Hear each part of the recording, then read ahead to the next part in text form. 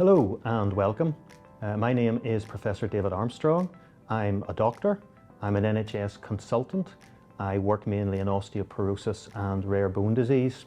I also have a visiting chair at the Ulster University where I work with the Nutrition Innovation Centre for Food and Health, again mainly doing work on bone disease and nutrition.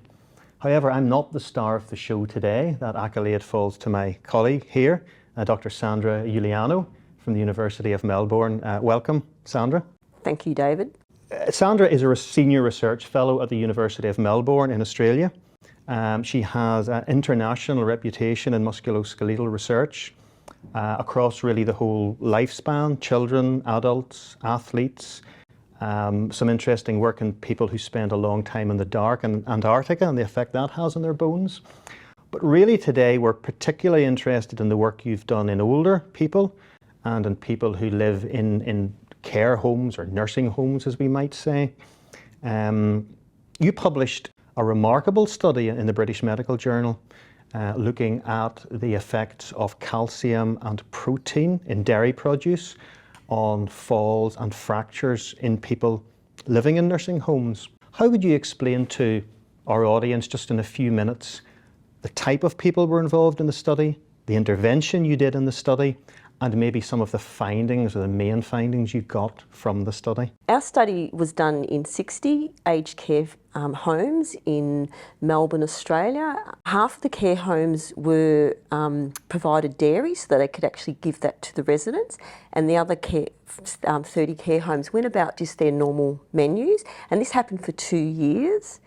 And we followed all of the residents for the 2 years. We monitored falls, fractures and mortality in all of the residents. So the residents in the intervention facility were consuming about 2 servings of dairy a day. That's Australian, so that's equivalent to perhaps around 3 servings by European standards. And we increased that to 3.5 servings per day.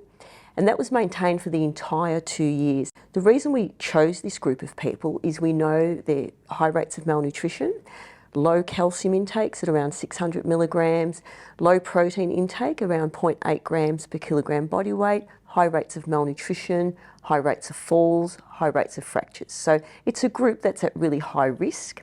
And following the 2-year intervention, we observed an 11% reduction in falls, a 33% reduction in fractures, and a 46% reduction in hip fractures.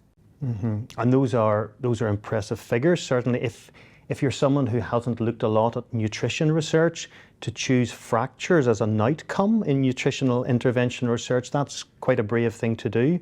To show a reduction in hip fractures and a reduction of almost 50% in hip fractures, that's a remarkable outcome. And actually to do that over 2 years, it really does make this a landmark study. And I may use the term landmark a number of times here.